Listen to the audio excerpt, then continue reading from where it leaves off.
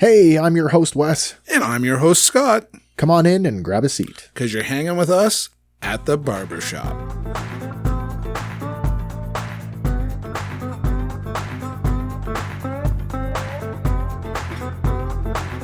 And he's like, Oh, see, that's small. yep. Yep. And I said, I'm not expecting anything. I just was wondering, if I'm getting ready to pull the trigger, Yeah, sure.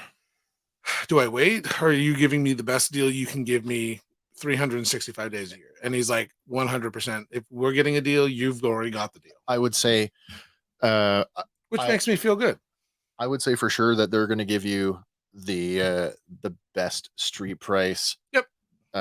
Every day, and I say that from my own experience. When I ordered, shout out to shout out to the guy Marcus and the guys over at Mars Music in Peterborough. When I ordered the new Tascam Mixcast 4, which we are currently recording with, um, they actually sold it to me for under SRP. So That's them. yeah, They're solid guy. But this is the thing, right? I'm the guy. I don't want to buy it today with knowing that on the 26th it's going to be half price. So it's like, just tell me your honest truth, and if it's not going to be that way, that's fantastic. I'm happy with that. yep. And now it's that thing of Black Friday on the internet and Cyber Monday on the internet, and where do you commit to total? Because again, right, it's not. Where's your value at? We're not buying a single mic. We're not buying just this. I'm buying. It's almost like you're setting up again, and it's that initial big drop of revenue. Oh yeah. that you're doing, right? And it's remember a year ago. I know. Remember a year ago. What do you need to do a podcast? Just need an idea. Just do it. but this is it. This is it. So here we are. We're a year into it. Yeah. As we just had our 1 year retrospective as we celebrated our first year. Yeah. Yay us! Congratulations to I want to say Eric, but it wasn't Eric. Zach, our winner of the Cold Ones drink pitcher, which we've delivered. We've been in touch, and we're going to make arrangements for him. He lives locally. He actually forgot that he won it. It's all good. It's all good. Oh, it's hilarious. But so, but now I'm in this whole dilemma of what you're doing here in your home studio setup. Yeah, I'm having this inkling that I'm gonna do, instead of me looking in, it's gonna be the studio. So I'm gonna move the couches downstairs. Oh, that's a great idea. And in the corner, get gray slip covers. Nice. I've been watching YouTube, and I'm gonna make some. You're gonna make some panels? I am. I'm totally. I'll come and help you make. Yeah. There's some cool stuff where it's just MDF, the fire and sound rated rock sill, and then felt wrap. And then I figured I'd do the felt wrap in orange and gray, or try to find felt. Nice. That'll look. Put it on the wall. Look super cool. And then set up my desk like great. You have my screen, but from the couch, so it'll be like right sitting back on the couch, and then be looking at the screen that way. I think I can make it work. I think that's going to sound great. But we'll see. And then on the other two sides that are open to the basement, I was just going to get either sound blankets, which seem to be pricey, or I'll just get moving blankets and hang them from the ceiling. A lot of the guys that are way more versed in the setup of this stuff that I've been watching all say, man, on a budget, moving blankets hanging on the wall is better than a bare untreated space. Yeah. So I got ideas. I put some consideration into this space in case you've missed it. So our producer, editor, computer wizard Andy has now been here. He's helped me. He's co-hosted on the other show. We've done a couple episodes, and I keep calling it my home studio, and he's like, no, it's the saw cave. Right. I've been having this debate of if I go, is it going to be I think it should be Saw Cave like 1 and 2. 1 and 2. I was thinking the S&M studio. Because that's always been the joke that if we ever like got into the restaurant business, we just call it S&M. S&M, that's pretty cool. And just see what kind of clientele we got. Or heaven forbid, like the M&D studio. M&D. Yeah, Mom and Dad. Oh my god. Yeah, that's cool. Because I mean, isn't that the name of the motel? Yeah, M&D's motel. M&D's, yeah. Because at the end of the day, right, there'll be some Christmas money coming in that eventually will buy something. So I mean, like, so much of it's been filtered down, birthday presents. And it's like, what do you want now? Amazon gift cards. You can't go wrong with that. Amazon gift cards. Everything I want now is on Amazon. This, if anything, this last month has really shown me that, man, as I look around the room, there's a lot of Amazon procurement in this room. I was glad you found your ring lights. Ring lights are not winners. They are winners. And who told you about that? This guy right here. Right. So the ring light, having watched a few lighting videos, I was really hoping to find something that was a little bit more dial inable. I know that's not the right term. The ability to slide the tone. Yeah, I mean, I've got this. I bought this light too I bought another light here that I can use as a accent, or I can use it as key light. It could be key. It could be any of them. Right. But this light, I'm going to turn it on here. You won't, of course, those of you who are listening will never be able to see this, but this light, I can dial it in anywhere from 2,000 to 9,000 K, like right to the 10th. That sounds like it'll burn your retinas. Full RGB too. Great little light. VGim, if you're looking on Amazon. I'll throw a link up here at some point. So how bright will it go? It's pretty bright. Now it's on white light now. So if I go to 100%, there, that's 100% here. 100%. Are you blind yet? Yeah, I was going to say, I was going to be like, it was a stormy night.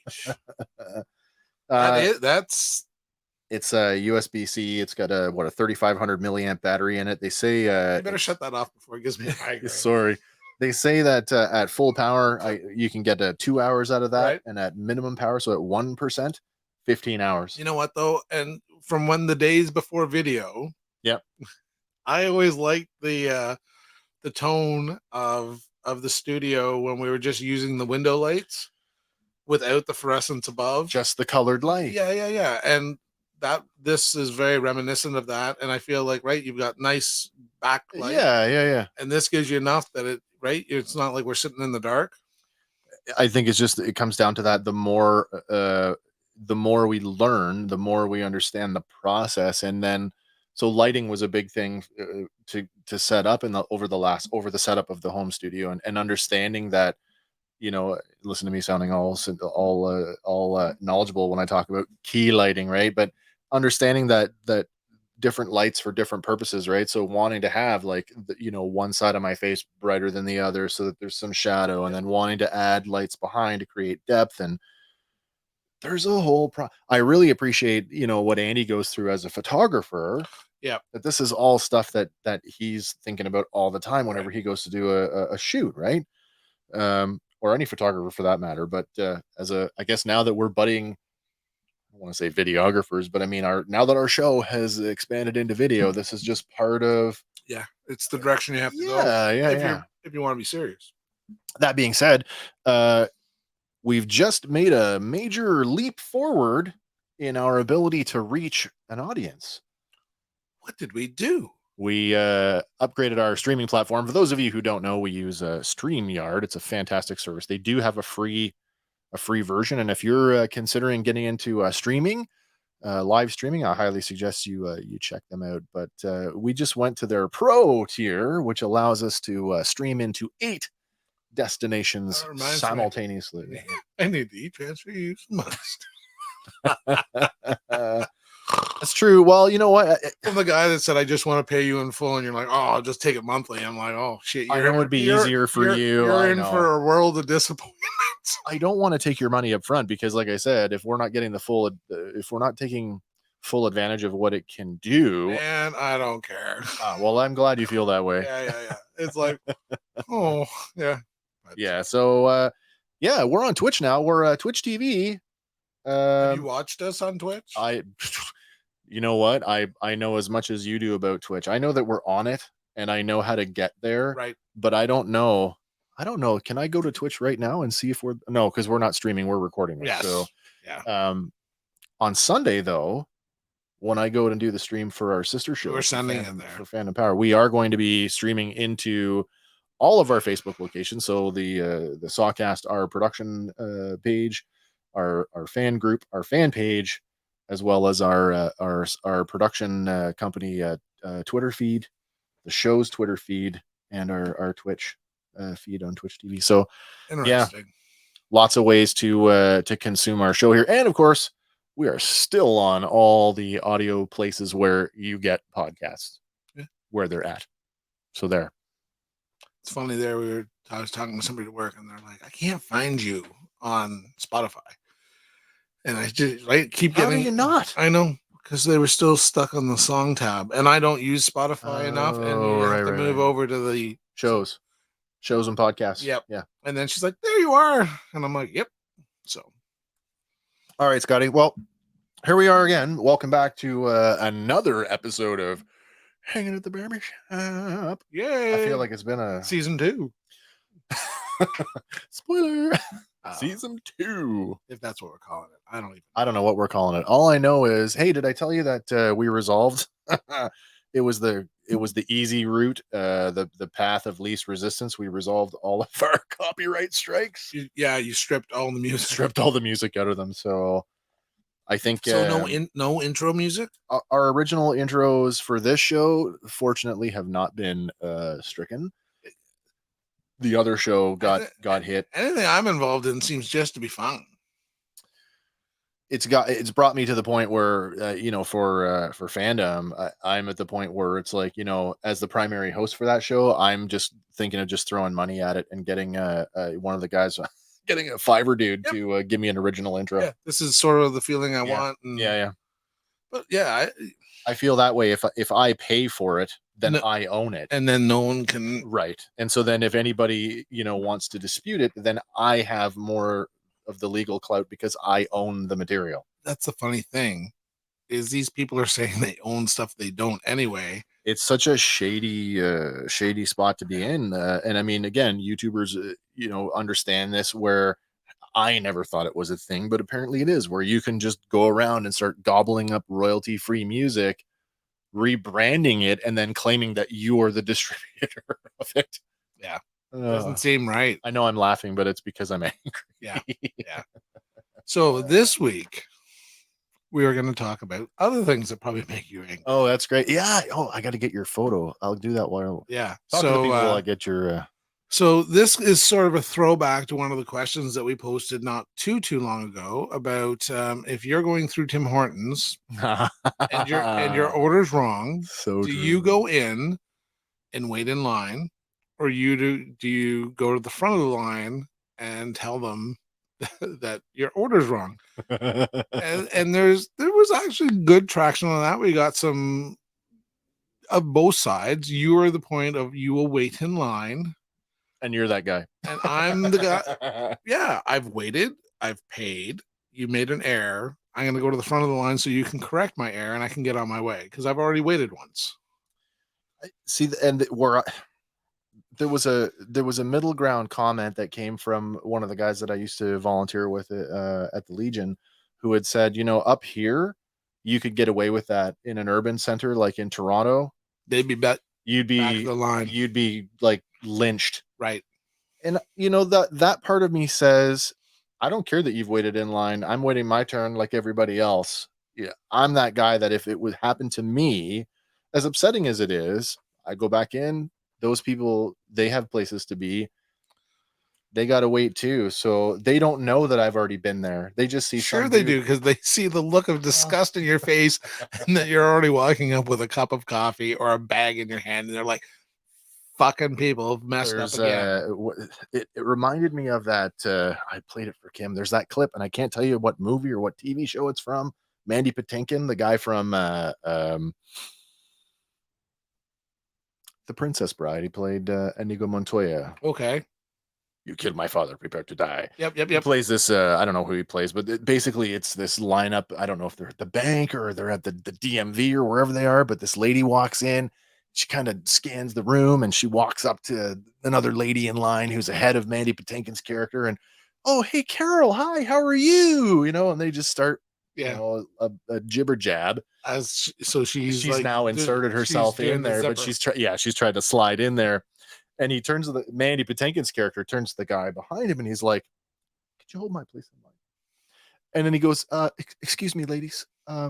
Did you know each other? It's like, oh yeah, we know each other. Our kids are the same daycare or whatever. And he's like, oh, okay. And then he looks this woman square in the eye and says, am I an asshole? And she's like, what? Am I an asshole?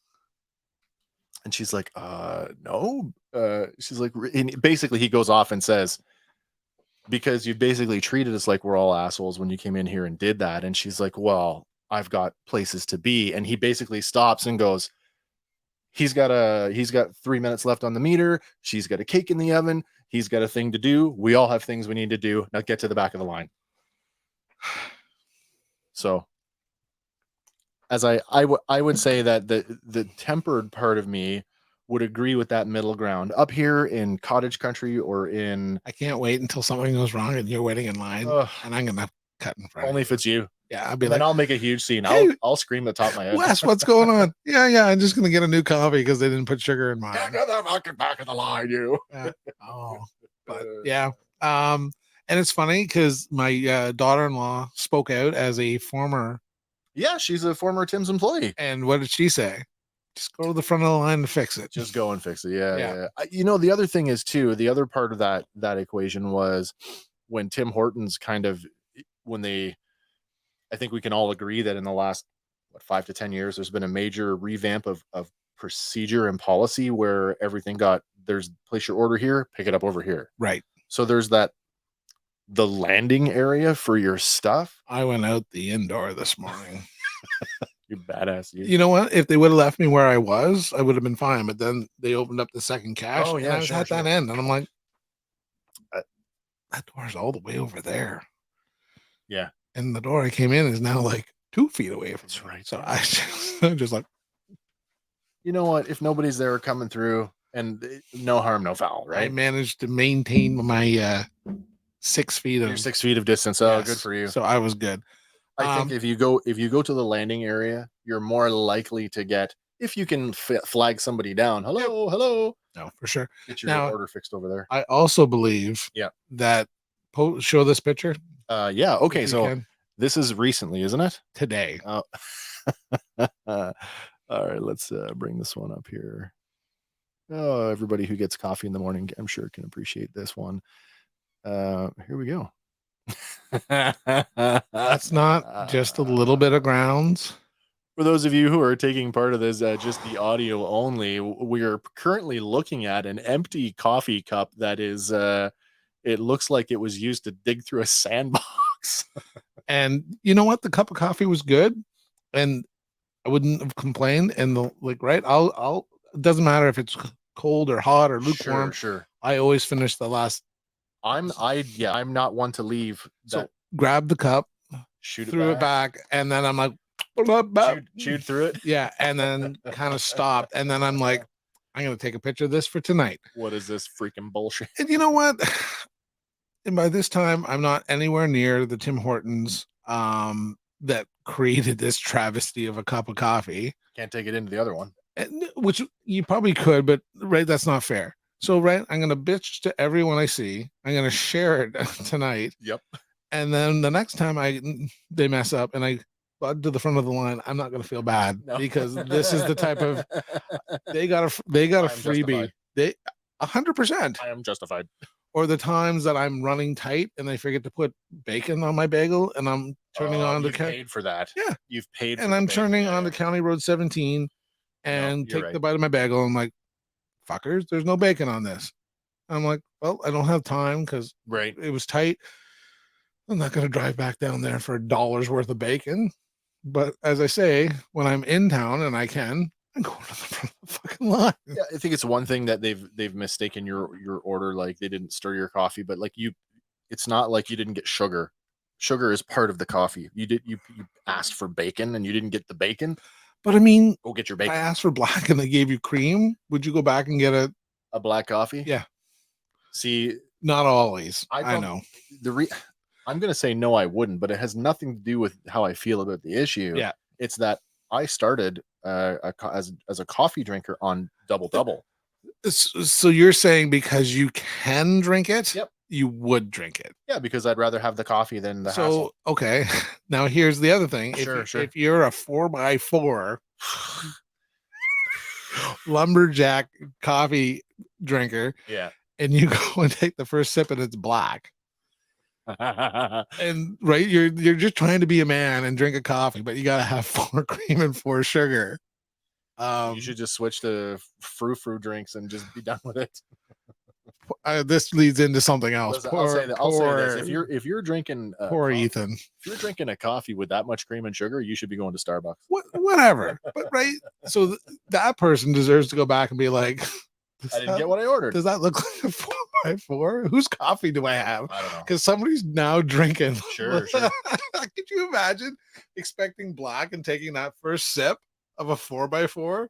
No. You'd go into a sugar coma. You'd be like, oh my God. That's for me though. That's I go to coffee with cream and sugar quite frequently. I do it as a treat because I want the sweet hit. I'm too cream. Yeah. So now if there's any sugar in it, I'm almost excited because it's like, oh, that's a special treat today, and I don't care. Remember that? Yeah. And I'll be like, oh, that's way different. Yeah. I had a treat the other day. Somebody ended up with it was a regular Coke or regular Pepsi. Sure. And it wasn't what they wanted. So they gave it to me.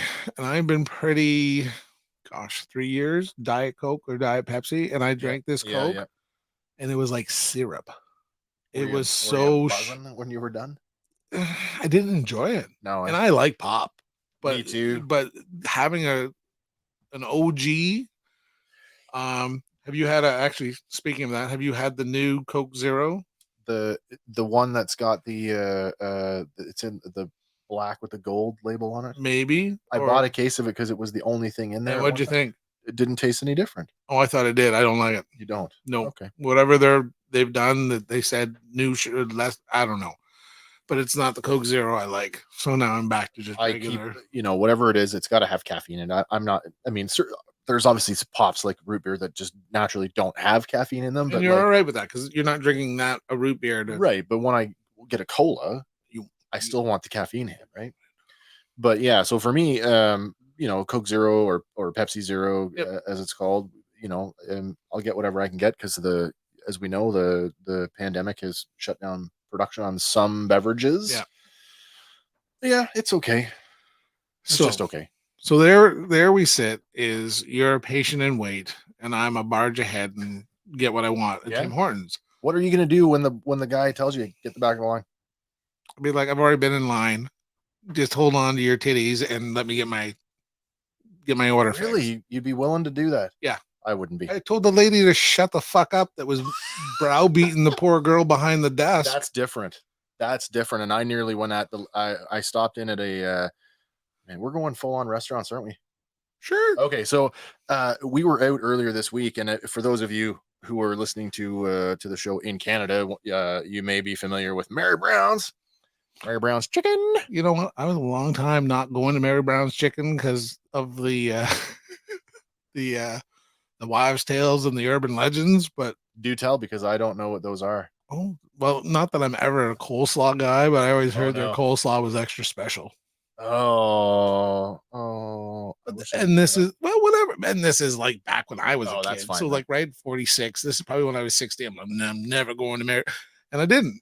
I think as we were even where we live as kids, Mary Brown's Chicken, the one that's local to us, would have been like legendary because at that point they weren't the big national brand that they were. They were still largely relegated to Newfoundland.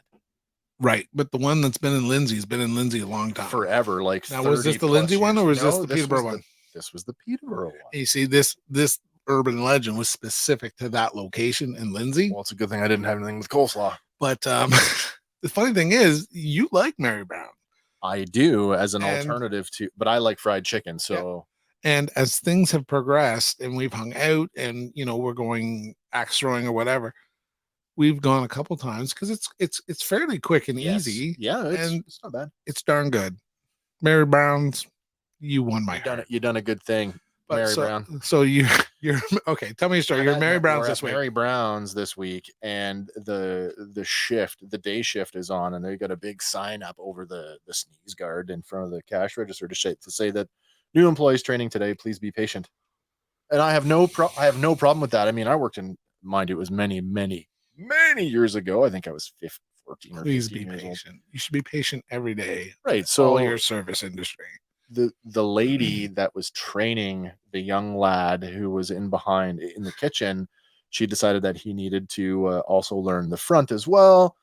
And you want to talk about browbeating? Like, this woman should not be allowed to train other human beings. Like, I was waiting for you. Yell at that kid one more time, I'm yelling at you, lady. Like, my wife and Kim and I are sitting there trying to eat our lunch, just shocked, eh? And it's like we're looking at each other like. And Kim knew exactly what I was looking at her for, and she looked at me and she's acknowledging, yeah, I know exactly what you're hearing. And you wonder why it's hard to find kids that want to work in the service industry. This kid, though, I presume definitely under 20, probably under 18, and he was as patient as could be. He never got frazzled. He never, got upset. He just took it in stride and just, took. I don't want to say the wisdom she was imparting, because it was kind of from the fire hose, right? Like, then you do this and this and this and this and this. It's like, lady, like, this kid's never going to learn it all, but you talk. This woman basically was talking for the sake of, look at me, I'm important. Listen to what I'm saying. Not that I'd ever think I'm important. I struggle with that. But having lots to say. It's okay to have lots to say, but I think. But I feel like I stop and I'm like, any questions? And they're like, no. There would be if I had enough time to process the 7,000 things you just told me. Yeah. Yeah. But it's like, hey, and there's this, and there's this, and there's this. And I'm like, and so much of it, like, what do you do if it's situational? And you're like, yeah. And don't forget when they order the chubby chicken sandwich. Yeah. Don't forget to ask them whether they want fries or this. And you're like, if no one orders the chubby chicken sandwich that day, I'm telling you, the way that she was going at him, I think I learned half of the duties that he was going to be doing. There you go. She was so loud, and so twice she said it, because there was another forget. I don't know if it was another trainee, but somebody who'd been there at least a shift longer than the other guy. Right. She took our order independently of the trainer, and the lady who was doing the training twice said, nope, he's got to learn to take initiative. And I'm like, it's fast food. Yeah. The initiative is that comes up on my screen. I make it and put it out. I know. So a little disenchanted with fast food these days. I still like fast food. Yep. But man, I sure as hell wouldn't want to work in it. So at a restaurant, what are you willing to send a plate back to the kitchen for? What am I willing to send it back for? If it's exceptionally cold.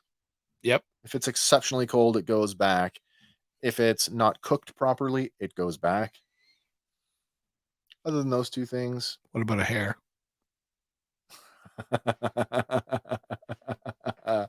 Well, depends, doesn't it? Probably should go back, right? Like, I mean, we've talked about this before, just in the course of our lives. Sure.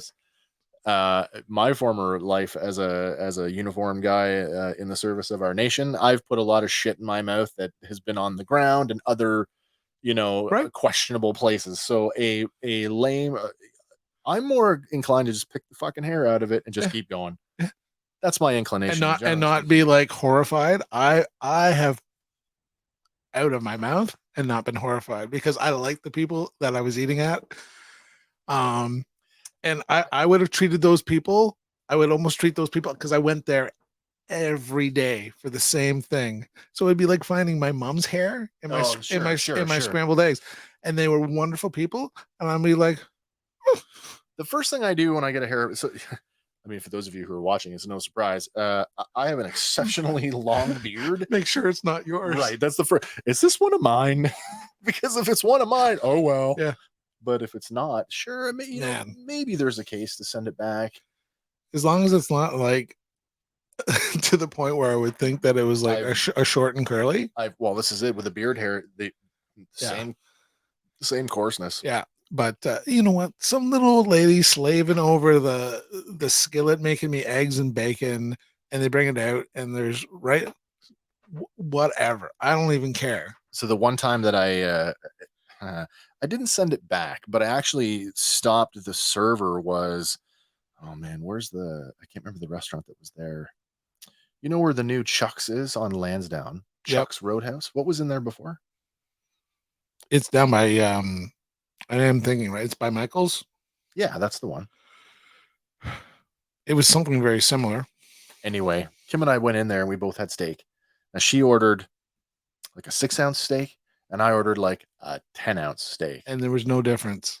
The two steaks came out, and now I'm not an idiot here, and I understand that there is shrinkage when you cook meat. That is the law of cooking. That's what they all say.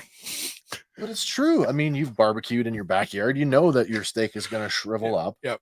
But you cannot tell me that two pieces of meat that are cooked to the same. How would you like your steak today, sir? I would like it medium well, thank you.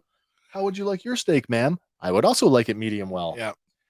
A 6-ounce and a 10-ounce steak, both cooked medium well, should not be the same size, let alone my 10-ounce should not be fucking smaller than the 8. So I did not send it back. I did make a point of saying something. The manager came out. Very apologetic. Not really. Oh. Just and tried to do the whole, well, you know, and I'm like, yeah, I do, but that's why I'm saying something, because I do know. I'm not an idiot. Well, we'll just charge you for a 6-ounce. Wonderful. Okay, thank you. Very kind. That's all I wanted.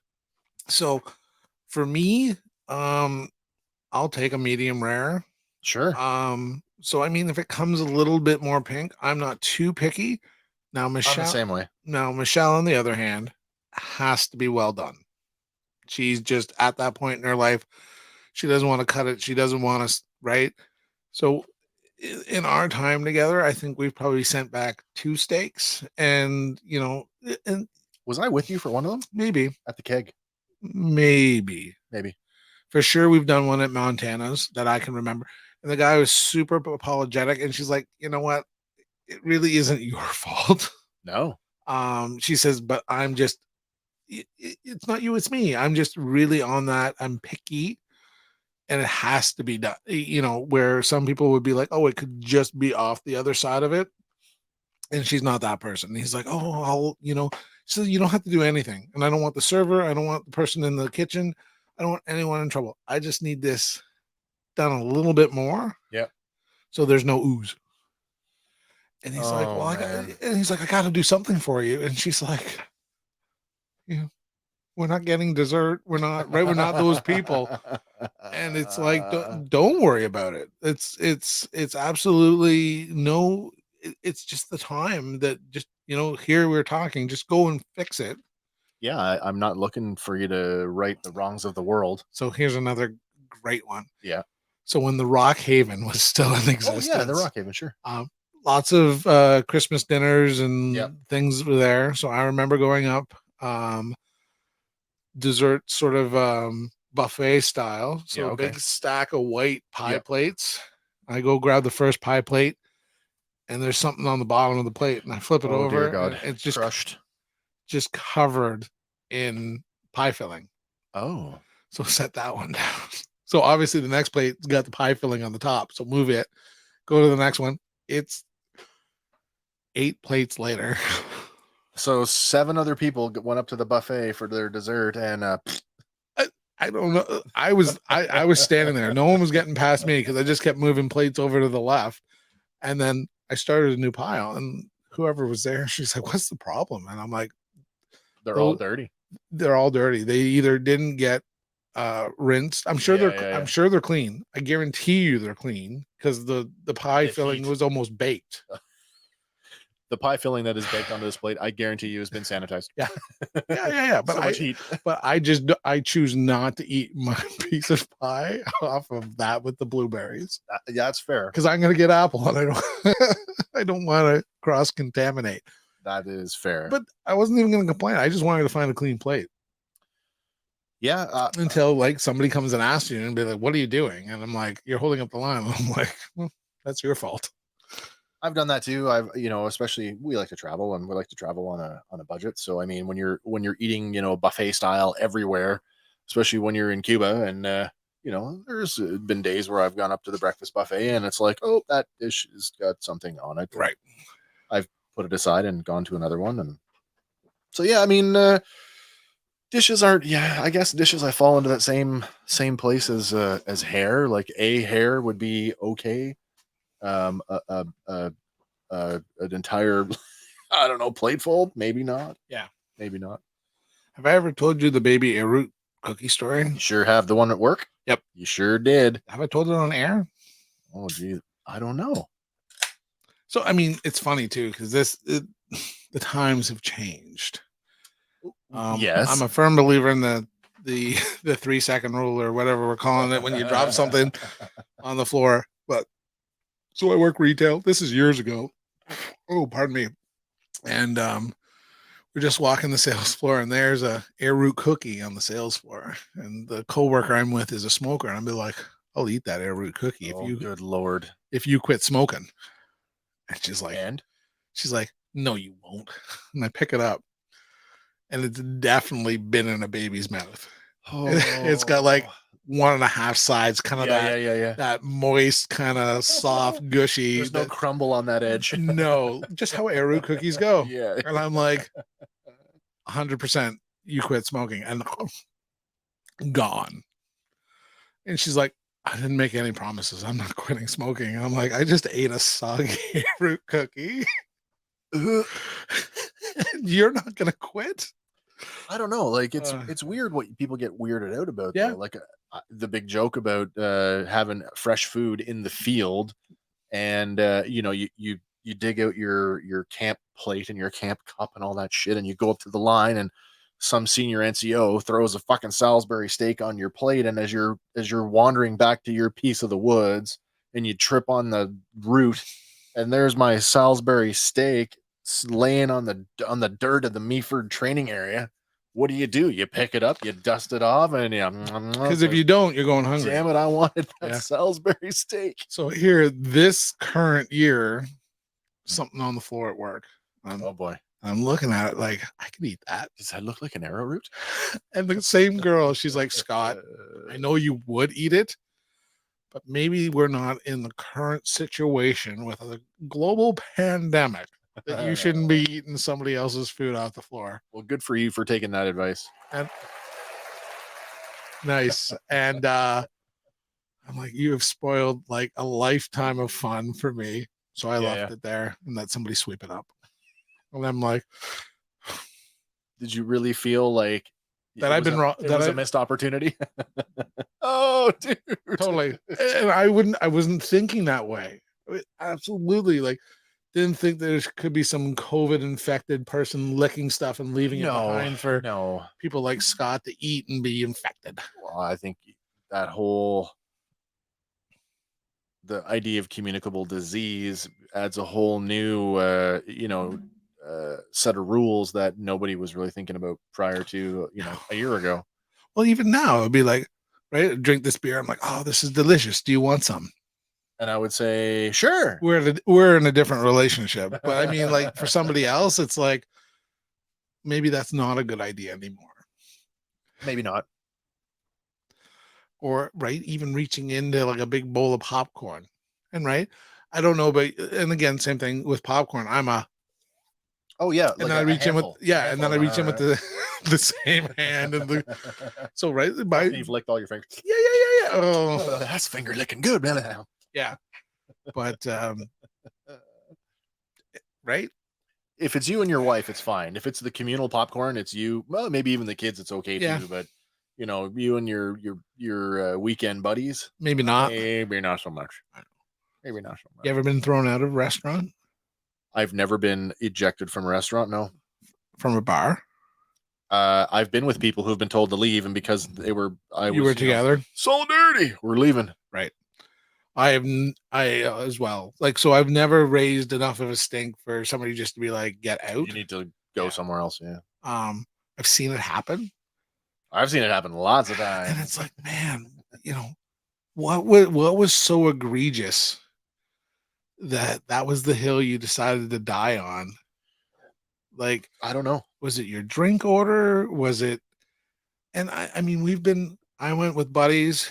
We went to Hockey Life in Whitby, and then we went to Jack Astor's. Okay. And we're having a couple beverages, nothing.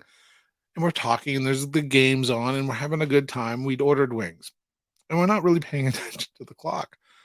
And the young girl comes over, and she's like, "We're so sorry that your wings are so delayed." And I think 45 minutes. So they comped the wing. At 45 minutes, that's actually that's nice. Yeah. Yeah. And I'm like, but you were content to continue drinking and watching the game and chatting and carrying on. And I said, well, you don't need to come. And you know what? I think we were very gracious and we weren't upset. Not everybody is. And we tipped her really well because then we were only paying for like 3 pitchers of beer. That very nice of you. Yeah. And it's like, right. And she kind of looks at us when we're done. And we're like, and it didn't help. Right. Very attractive young lady, which it always helps. We took your advice recently and visited. Did you find an attractive young lady? You never gave me advice about that. Okay. I don't think your wife would agree. When my wife listens to this episode, just so you know, honey, that never happened. No. No. We, as in Kim and I, took your advice a week ago about checking out One-Eyed Jack. Lindsay or Peterborough? Lindsay. Nice. And? Fantastic. I liked it. Fantastic. Did you go in? We did. We've since then, we have now eaten there a total of 3 times. What do you think of the ambiance? I don't care for the ambience. It's because it's new. Now this just could be, and I said this so sure ain't the grand. No, recognizable. Unrecognizable. The floor plan is not. No, the only thing that I recognized was, I'm on the way to the bathroom, and there's the hallway to the back door. That's the only thing I could pick out. Yeah. I like the layout. I did not care. They were so busy and have been since they've opened. They've asked us every time, is it okay if we seat you in the bar? And we've said no every time. We would prefer a table, please. And there's tables in the bar area too. Yeah, but they're bar tables, so little square flat tops. But if you're doing like meals plus appetizers and stuff, like they're not huge tables. Okay. So we opted for actual tables, and we've done a booth now once, and we've done a table twice. Great. The servers have all been sort of top notch, I think, and to the point where like our first experience there, I mean, I purposely like looked them up and left them a very favorable, very nice review because they deserve it. And I did say, you talk about the Grand, I said, no amount of nostalgia for what the Grand was can compare to the experience of what that place is now. And I am more than happy to go back and support them. Good. Yeah. Good. And we're going to have the opportunity to go check out the Peterborough one here. Yeah. Have a little birthday party to go to. They also have locations in Oshawa and Uxbridge. There you go. Yeah. So, and I now that I've seen the logo, I realized that on one of my trips into the city with Andy, we actually made a wrong turn, and we actually turned around in their parking lot in Oshawa. So I'm like, oh yeah, One-Eyed Jack. Now I get it. What'd you have? So I've had their dinner every time. I have had the lobster mac and cheese. If you like mac and cheese, it's good. And lobster. I can't argue with it. Is it real lobster? Yes, it is. It is. It's real mac and cheese. Listen, I'm not so naive to think that everything is made fresh in that kitchen, but I have to tell you right off the hop that the menu at that place is so diverse that if you can't find something to eat there, you shouldn't be there in the first place. They have so much going for them in terms of like the variety. If you want Asian, you can get Asian. If you want pub fare, you can get that. I mean, it's not just burgers and fries. And I was surprised at how diverse it was, and I'm like, I wonder if that'll hurt them in the long run. That there's just too much on it. I said that to Kim. I said, typically speaking, if you do, if you do a whole bunch of things, like, do you really do one thing really, really well? And I kind of wondered, but this is the thing. Our first experience there, it was like, do you pick the menu item that is a stalwart staple of every restaurant you've been to? Because every restaurant has a chicken parm. Yep. There are good chicken parms and there are bad chicken parms. And then you get to know what theirs is. Right. Or do you go out of your normal choices and you pick something that's new because it's a new restaurant and I want to try something new? So on our first visit, like I said, I had the lobster mac and cheese. Kim had the Irish. What the hell was it called? It was an Irish bake or Irish. Anyway, it was essentially a pub style meal, which, like, stew, not stew. There was potatoes and there was or it was chicken maybe Irish chicken. Interesting. Yeah, it was really good. And then we go back, and I had started with the soup. Soup was soup of the day was a split pea bacon, fantastic, and then had a lamb souvlaki. So, like, super super super good. Couldn't complain. Came with both potato and rice, which kind of caught me off guard because I wasn't expecting both. Carb it up. Well. And then what the third time? What the hell did we do the third time? Kim did have a chicken parm, and this was actually kind of cool because they asked her, "Did you want marinara or Alfredo?" Oh, I've never been to a restaurant that asked if you wanted Alfredo instead of marinara on a chicken parm, but that's an option. So she that's went. cool. She went for the Alfredo. The point is, every meal we've had there It's been good. has been good, like, and reasonably priced.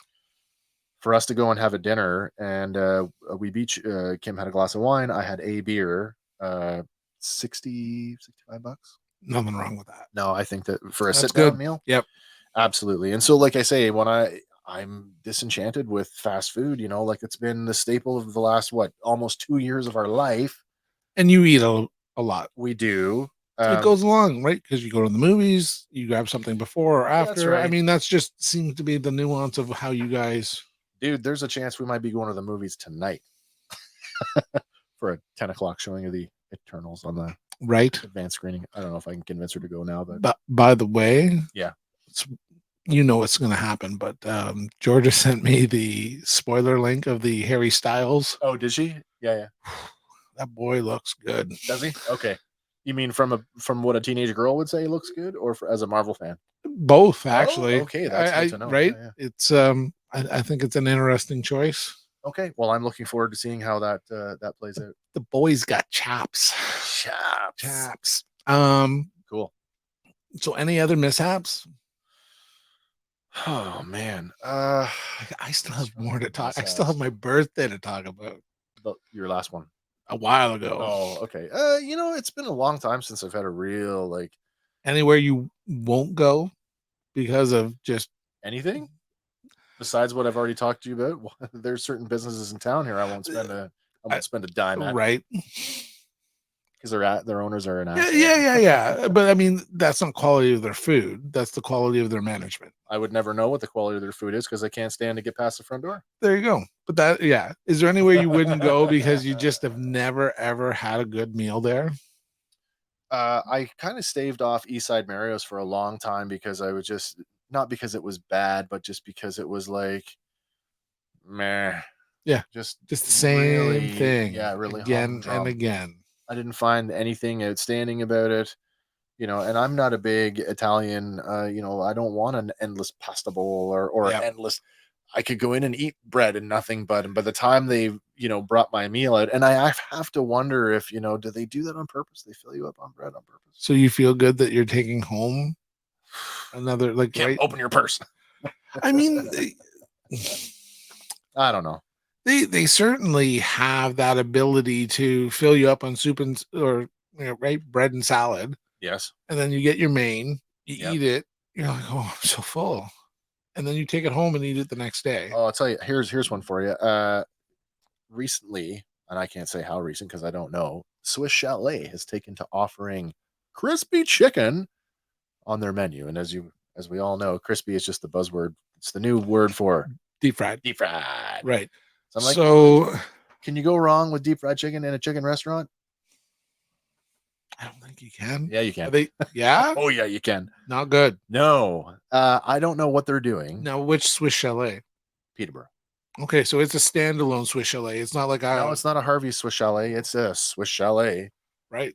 Yeah, it's a full dine-in experience. And the crispy chicken, it's like, oh, we now have crispy chicken. I'm like, okay, I'll try it because it's new. Right. I like fried chicken. I don't know what they are basing their herbs and spices on. Certainly paprika is one of them and salt is the other. It was so salty. My fingers, and of course it's fried chicken, so I'm eating with my hands. My fingers were so red, you'd swear they were bleeding. But it had not, they were, it was just that much stuff, like sodium and paprika or whatever. Oh, so the paprika stained your finger. So red. Oh, I thought you meant it irritated your hands. I like paprika. I like to cook with it. I think it's a good spice when you're not sure what to put in. But it's a dash. Right. It's not a like when I was overseas, I was in the Balkans and we were buying any of our comfort food items came from Germany because that was a big NATO resupply. Yep. So we would get like Lay's potato chips. And so Lay's potato chips, you gotta remember Lay's is a big international company. So the flavors that you would buy here in Canada are not necessarily reflective of the flavors you can get so if you wanted ketchup, you got paprika. So paprika was a flavor. And I'm talking, you think, when you get like, I don't know the brand, but there's the President's Choice or one of the home brands has like the extra, the double dipped, so it's like extra seasoning on the chip. Sure. Like those, picture that, but on a piece of chicken, and that's how much, if not more. But yeah, paprika was a flavor of potato chip. So a potato chip, which really has no real flavor other than it's a potato chip, right? Which I thought the paprika one's really good.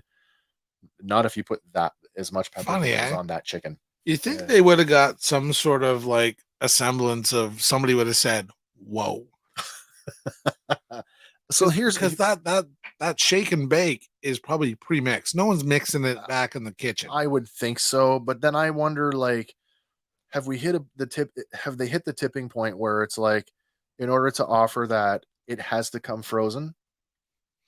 Do I think it's coming frozen and then it's hitting the deep fryer? I don't think it's like the rotisserie chicken where the chickens are going on the rotisserie and it's a never-ending stop of rotisserie chicken. What would the chicken would be frozen at KFC, wouldn't it not? Absolutely. Well, I've seen. Is it fresh? At KFC, it probably is. Now, I've seen here locally, it's fresh. It is fresh. I've seen her preparing it. So you just get a bag of. She's got her big thighs, breasts, and whatever legs. I'm not fully aware of this, but I'm told Karen, who runs our takeout place down here, she's like, KFC does something what they call a 5 cut, and she does what's like a 4 cut. So it's the number of pieces that they get out of the bird. Sure. And then that is done in her. She's got her bins of seasoning that they get rolled in before they get fried. But because she does it, so where does she get her fresh chickens from? Does she get fresh chickens every day? I would probably weekly, and then puts them in the freezer there. Yeah. But the freezer, or they're like the fridge? I would say that she probably has been in business long enough now that she can probably estimate what a day. She's got to figure it out. I think so, because I can remember going in there one time. That makes me nervous as shit. Have you never gone in there before when she said it? You shake your head. We're out of chicken. You're a chicken restaurant. We're out of chicken. That's good though. That means you're doing well. Yes. Yeah. I'd rather you be out of chicken than be like, just a second. Yeah. Let me whip something up for you here. I'll find you some. Start carving the chicken fingers into shapes.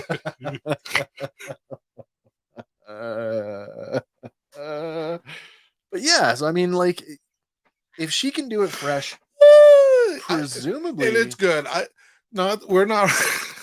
We're not fried, and I don't mean to laugh because I've had her fried chicken. It's great. It is. I hate to tell you, it's the best in town. It's the best in 3 towns. It's the best in 3 towns. The funny thing is when you go over there, and I don't think people think about this, is No offense to the other restaurant in town here, but it'll become. It does fried chicken? No. Oh. It'll be glaringly obvious what I'm talking about when I tell you that my go-to place, Karen, is my go-to for fish. You ever had the fish and chips from her? No. It's good. It's really good. I've never been impressed with the other place.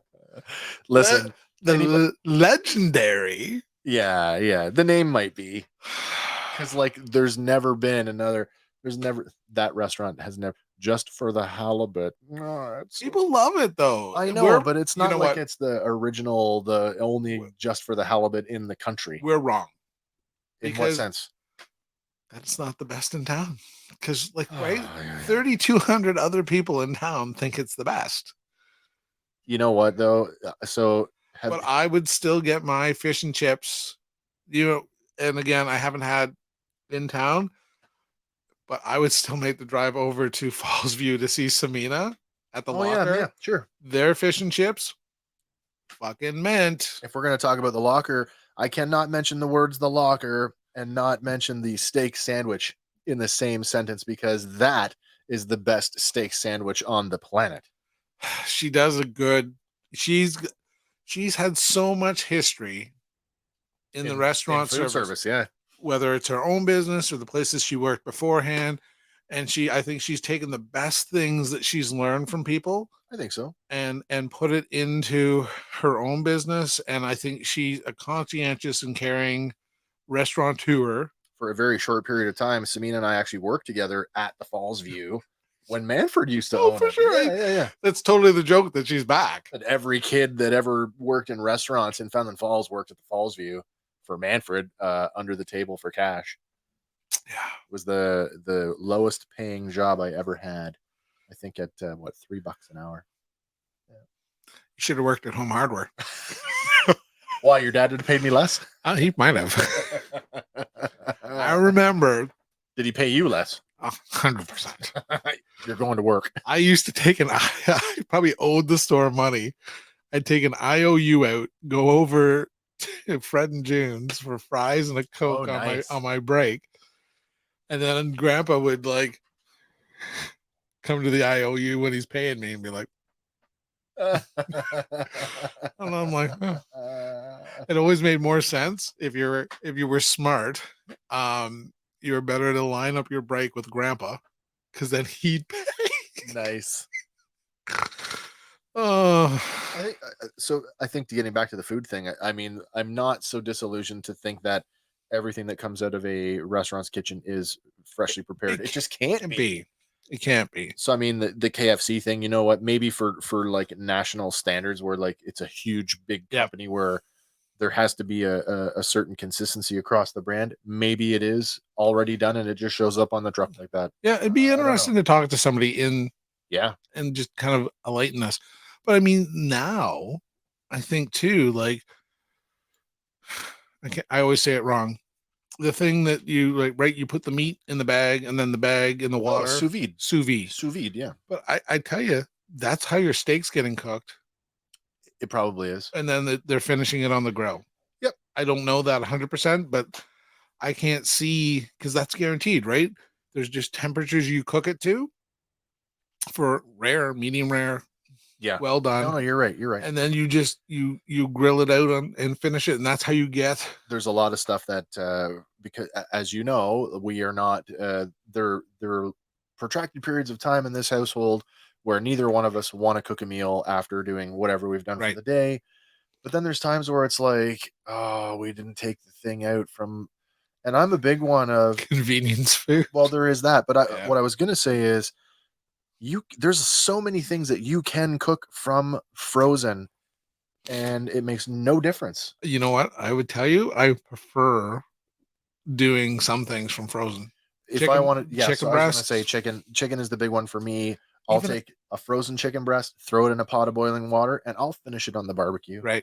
Yeah. Even a steak, a frozen steak. I was gonna say we're 58 minutes in and you've only drank one beer. What are you talking about? And we're in your house. For shame. That's okay. I was saving it up. I knew you were coming today, and I was like, "Oh, I'd like to have a beer today." And then, no, Scott's coming over, so I'll wait till he gets here. You hear that, Mom? You see, we don't drink every day. We save it up. Wait, does your mother think we drink every day, or does she think you drink every day? I don't know. It doesn't matter what you can drag me into it. It's okay. It doesn't matter what my mother thinks you do. It matters what my mom thinks I do. And I think some days she worries about me. And I tried to explain to her, I'm like, oh, no. I said, before I sat down with Wes, I hadn't drank for weeks. Oh, my Lord. So she just thinks you're a bad I'm your enabler. Yeah, you're a bad influence. I don't mind being an enabler. Yeah. But yeah, no, it's funny though. That's just how it works. And it's like, tell you, you want to shift gears for a minute? Mm-hmm. You work for you are part of one of the local emergency services. I am. At a time in your emergency service career when you were, the guy who signed the line, and I don't mean as a volunteer, but I mean as somebody who was responsible for other people, for management. Sure. Did you ever have to field complaints? Yes. How do you handle them? Complaints from public? Yeah. To be honest, you filter them up to headquarters. That's fair. I think that's fair. And or a lot of tow service. Is that right? Lip service. Lip service? I don't know. There's another one. And you kind of like, I understand your concerns. I will certainly talk to that individual about that issue. And you're like, and does it ever get talked about? Sure. As I'm laughing at them. Interesting. Yeah. And it's like, she was so upset that you pissed on the side of the road. Where'd you think you were going to piss? We've been at the fire for fucking a day and a half. No. Yeah. I'm talking about legitimate complaints that really, the stuff that really matters. Dealt with, you know what? And good on us, Bob Cajun, respectful, polite, right? Had one it might not even have been us, but we were at the call and somebody had made a comment about an attractive young lady at said call. Yeah. So that filtered both ways. So we had to have and the wrong person heard it. Yep. Oh boy. And took offense to it, and and it wasn't even the person. So right. I hate people like this. They were so taken aback that they had to complain on principle for somebody else. I like this now that we're close enough that I can touch you. Back off, get your own sandwich. Yeah. Yeah, I'm so offended. I'm going to complain on your behalf. And I'm like, I hate people like that, but right, it happens. So that person complained that they heard people talking about said person, that they were attractive and in their state of mid-dress, that they were super. That person talking to their friends. Yeah. Hello? Is there anybody here? Yeah. Where'd everybody go? Oh. Yeah. That's so right. So there's that. And then I've had one interpersonal issue in the hall. And but that's the kind of stuff that can tear a crew apart. Yeah. So just sat down with one, sat down with the other, sat down together, made a memo, sent the memo, and it never came back. So they were happy with the resolution that, the two parties involved. Yeah. Oh, that's good then. And headquarters. I always let headquarters. I never, even if you like deal with it in-house, you always send that email up to say that we've dealt with it. Yeah. Well, that to me, that's where was this going? So, and as an adjunct to our restaurant discussion, while sitting at a restaurant, I think I told you this offline. Did I tell you about the speeding cop? Yes. Did I tell you that I called them? Yes. Did I tell you that they didn't take me seriously? I assume the way she replied, she didn't. The social media manager basically had said to me that, I guess I should set this up for our listeners and for the people who are watching. Our local police agency. Now we live in a municipality where we're actually covered by two forces. So if you live at the center of our city, the former municipality of Lindsay, you were covered by the Kawartha Lakes Police Service. And if you're outside of that, it's pretty much the OPP for everything else. So sitting in Lindsay, having a meal at the restaurant, and this black city SUV screaming by on Kent Street, 70 plus, no lights, no siren. So I pick up my phone and I just basically messaged the service directly through their social media to say, hey, one of your cars just went by at a high rate of speed, like probably 70 plus. And they're like, okay, I will pass that on to the duty sergeant. And if you want to, talk to somebody, a formal complaint. Yes, because we cannot take a formal complaint through social media, which is fair because there's no paper trail. Has to be attached to a person, so it has to be either a phone call or a come into the desk and talk. I'm like, well, great. And she's like, if you want to take it up with the duty sergeant, you're more than welcome to. I said, actually, I probably will. I'll follow that up tomorrow morning. The following day, the social media manager contacts me through the same chat to say that they have passed that on. Oh, and I thought, well, good for them. And it's like, they want to know if you're interested in calling in. And I'm like, is there a particular number I should be calling? So they send me the number. I'm like, in fact, I will call in. Right. So I called in and I spoke with the constable who answered the phone at the time, and I explained my concerns. And I got what I consider to be a very positive response. Right. And I don't feel like it was a canned. No, I told the guy, same like you had said in your story about you weren't trying to get anybody in trouble. Yep. And that's what I said. I'm not trying to get anybody in trouble here. I'm just saying that this happened. And I say without lights or sirens, there is in a built up area that creates an issue where public trust is concerned. And he's like, yeah. He's like, I can't say what they were doing. And I said, I can't either. I said, I don't know your policies or your procedures, but I'm well versed enough in the Highway Traffic Act to know that no lights, no siren, you can't be doing that. And he's like, no, in that regard, you're right.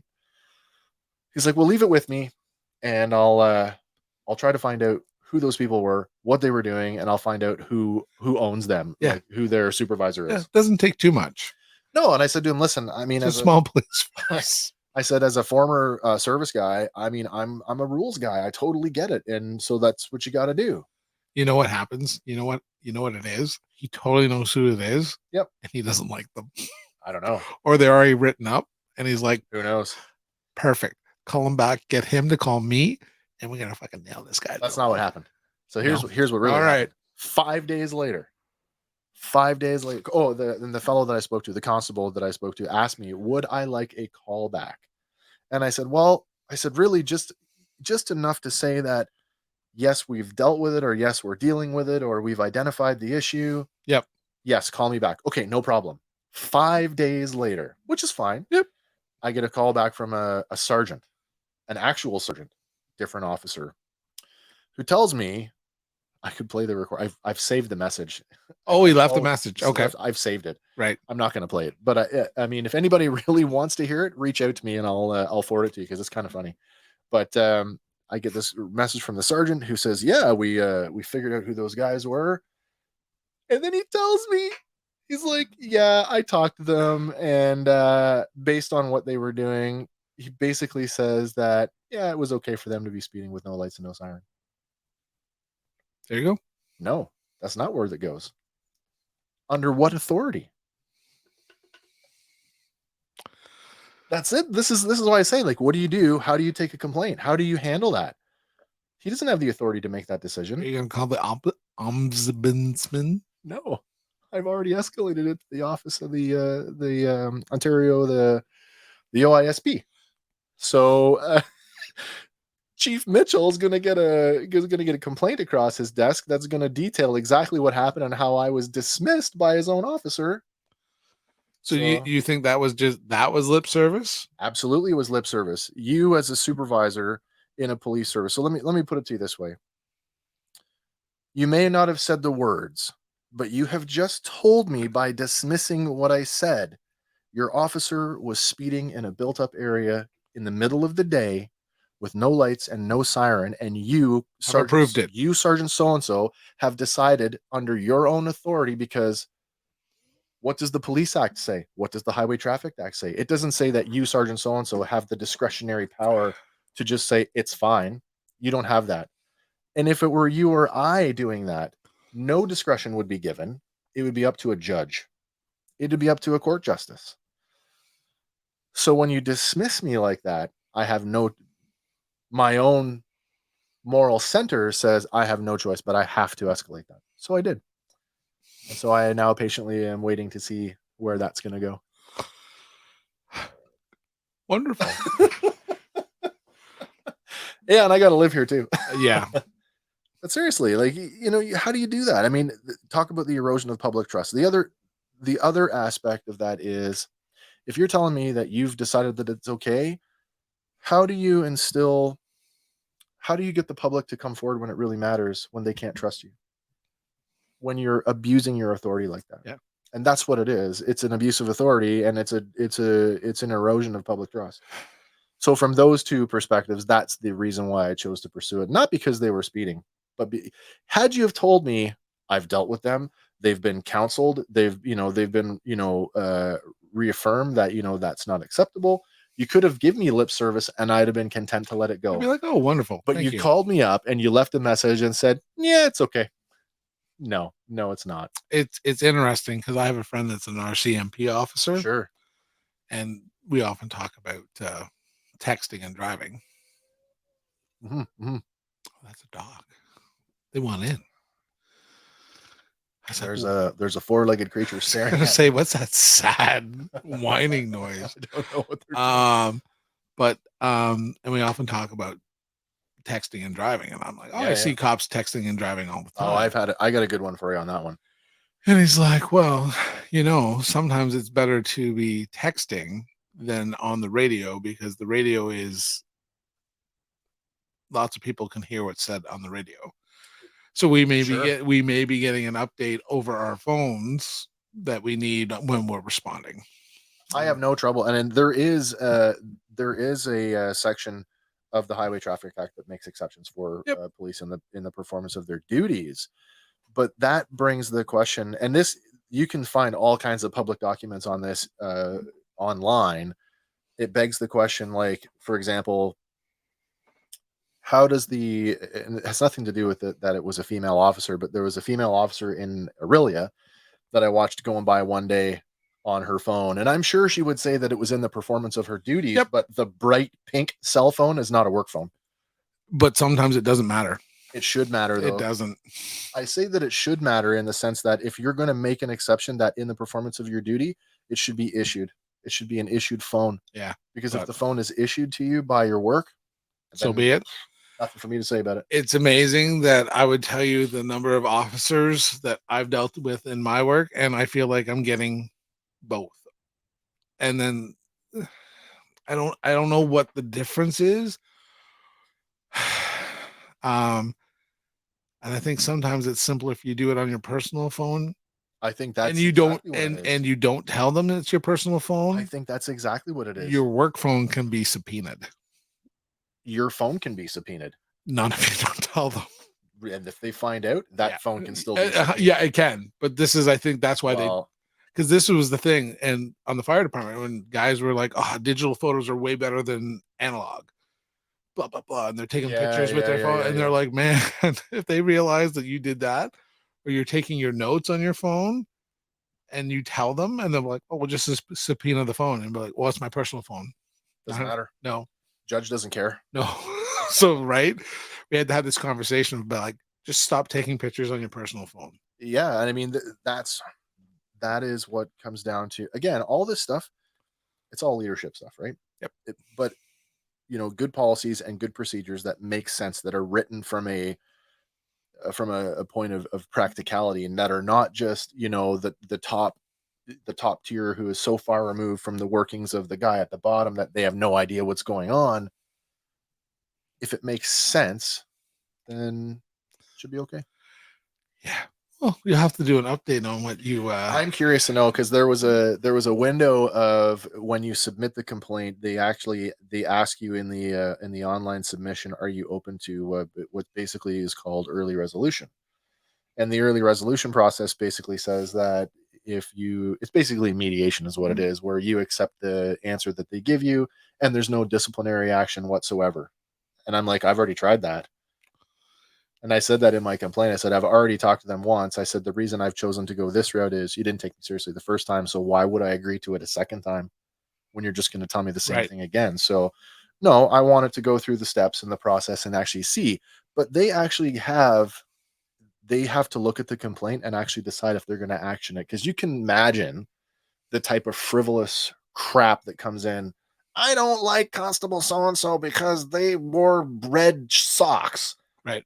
Like the stuff that doesn't matter. And that's where they have to decide. They have to filter through. And there's a process to decide this is an actionable complaint versus this is not. So here's the thing. What if they have a policy or a procedure? We have a 10-200.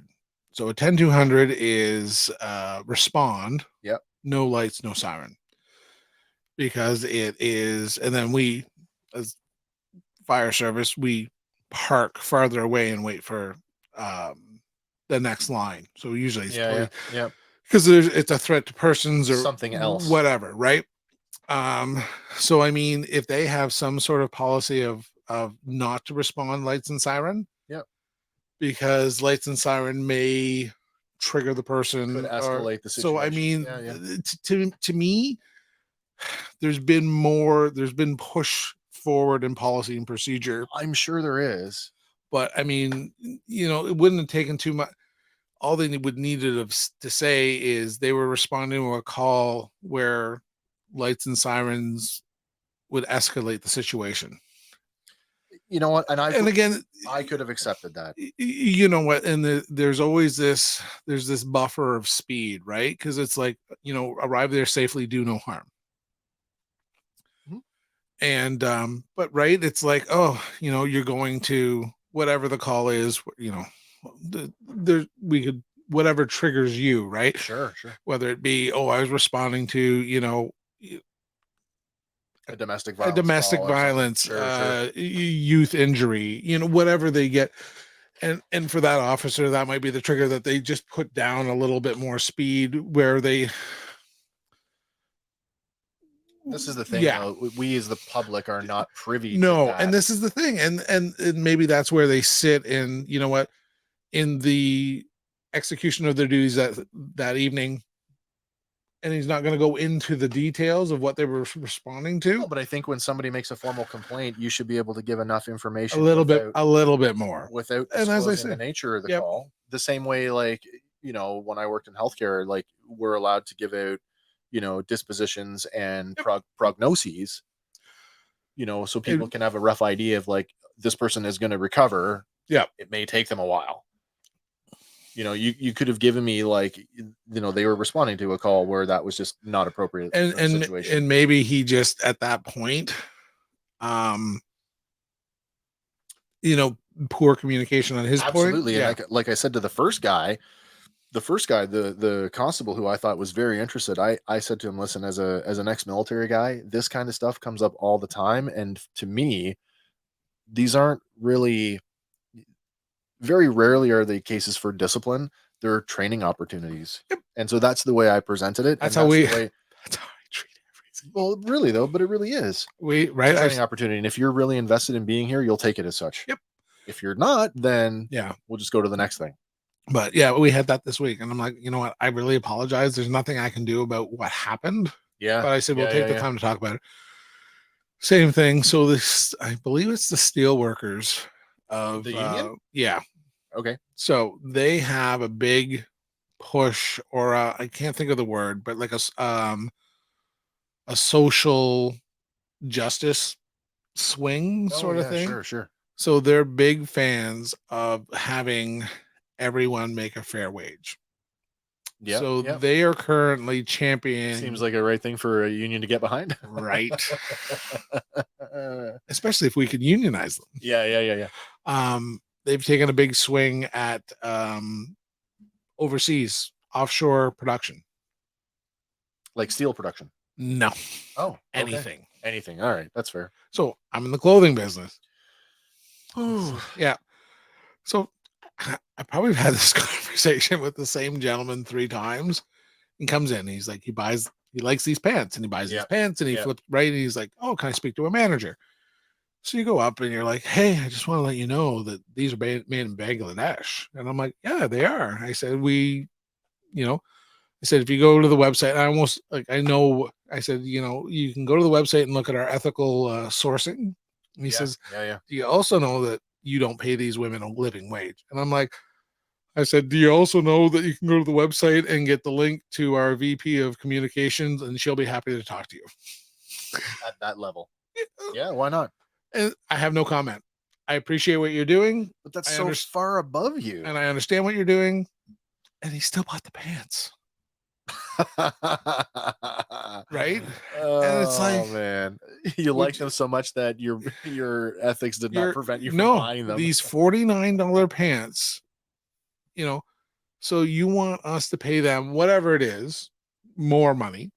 Dude, I wear $16 jeans from Costco. Yep. And I am happy to continue to pay $16 for my stretchy jeans. But if somebody said, all right, Wes, we're going to pay these people that make the Kirkland brand jeans. Yeah. A living wage where they live. So more than, let's say they were getting paid $6 an hour. Sure. And we're going to double it. We're going to pay them $12. And your jeans are now going to cost you $39.99. Still cheaper than designer jeans. So you'd buy them still? Yes, I would. There you go. I like them. Yeah. I don't like them based on their price tag. I like them because they fit me well. Yes. So I mean, but there's people that are buying them because they're $16 jeans. Of course there are. Trades guys. You know what? I still suggest Costco. And it's like people come in and be like, oh man, I just ruined my jeans and blah, blah, blah. I'm like, why are you not buying Kirkland brand? Yeah. Costco, dude. Go buy it. Well, why can't I buy jeans here? And I'm like, because they're $29 jeans and you ruin you complain about ruining $29 jeans. Go ruin $16 jeans. That are stretchy. You could do like martial arts in them. So is Kirkland stretchy or are you? No, these are the I'm in the Urban Stars. I've been I've been on the Urban Stars now probably for a decade. Yeah, a solid decade. Nothing wrong with them. No. They're nice. Actually, I have a pair of Urban Star jeans that were gifted to me from your wife. I was going to say, did we give them to you because they didn't fit me? I wonder if she bought the wrong size for your father-in-law. Oh, yes. That's probably what they were. And I like them. That's good, though. They feel good. They move in all the right places. They give you... I don't think they're $16 jeans, though. I think the Kirkland brand 16 and Urban Star is like 19. Even still. Oh, it's still $120 for a pair of jeans. I mean... I can remember when brand name clothing meant something to me when I was younger and still like trying to impress people that really were not worth the time, of day. But like going out and buying, like, I need like a pair of I can't even tell you the brand that I wore. Guess jeans, were just, I didn't want it $60 for a pair of jeans. Oh, thank you. Could you imagine spending $100 now on a pair of jeans? I've become my father. Right? I mean, I get a discount, so they're not $100 jeans for me, but it's like, wow. I can remember my mother, Wes, here's $20. Go down to the Salvation Army and buy your dad some shirts. Just come back with a bunch. I'm like, what do they got to be? I don't know. They got to have collars on them and short sleeve. Polos. Collars or short sleeves. And I think I came back with like 10 shirts or something. And they were quite happy with the choices I made. There you go. So. And he was just going to work and getting them greasy. Yeah, exactly. Doesn't matter. I know we're not a sports podcast, but you got a sports thing you want to talk about? Well, just a little shout out to U18 White playing a big game in Fallon Falls tonight. Yeah. And it looks like they're going to win 4-1. So, all right. Big congratulations to maybe Georgia got a goal. You don't think so? She hasn't scored a goal since her oh boy. Tyke. Oh, so it's been 10 years. Oh, she's not a scorer. She's a defenseman. Okay, and she likes doing that. Well, she's happy with that. Okay, that's good. Heaven forbid she ever score. We I don't know what we'd do. We've forgotten what to do. We'd celebrate, I guess. Fair enough. But just a little shout out. My wife has been giving me updates. So, well, that's good. So even though she knows I'm podcasting, I keep looking at my phone. The technology, we can be connected 17 ways from Sunday. Right. Life doesn't stop just because you're recording. No. Look at my dog still patient, staring at us. I can't believe he's that patient. He's not. He's just like, there's people in there, and that's where I want to be. You think they'll let me in? I just sit here and stare. No. All right. Or Bob. So yeah, we talked about restaurants. We talked about bad service. We talked about good service. We talked about complaining about service. Yeah. I mean, it is what it is. Right. Obviously, if you have a great story, let us know. Reach out. If you provide great service and at a restaurant and you listen to us and you'd like to share a terrible customer story, I am fair game for that. I'd love to hear crummy customer stories. Lots of crummy customers out in the world. Anything else you want to talk about? I don't think I've got anything else for this one. No, I'm gonna have to sit here and drink another beer though. So yeah, we don't have to do it on air. No, that's fine. As always, hanging at the barbershop here, right here on all the places where podcasts can be gotten. Spotify, Apple Music, Amazon, and pretty much all the major players. You can catch us on YouTube at our production company's YouTube channel. That's Sawcast Productions. And as I said, we are now, when we stream, which I don't know if we're going to do a live stream on this show, but if we ever do get around to it, we are now on Twitch TV. So you don't post you would never post pre-recorded on Twitch. It has to be live. Yeah, it's a live thing. I think once you're done, there's a way to go back and look at old ones, but right. I haven't figured that out yet. Us old people. Maybe some young person will come and tell us. Eric, I know that you're into gaming. If you're listening to this one, tell me how Twitch works. Even Zach, I think Zach is probably versed in the Twitch verse. Who knows? I'd rather come watch us on Twitch than to watch somebody play video games. Fair enough. I still struggle with that. What are you doing? I'm watching somebody else play a video game. It's pretty riveting. All right, guys. Well, I think that's it for this one. You've been listening to Hanging at the Barbershop. And until the next time, my name is Wes. My name is Scott. And we will catch you next time. Peace. Bye for now.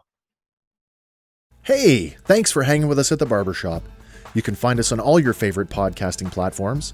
Please like and share us on Facebook, and follow us on Instagram and Twitter to stay up to date on all of our shenanigans. Hanging at the Barbershop is a Sawcast production.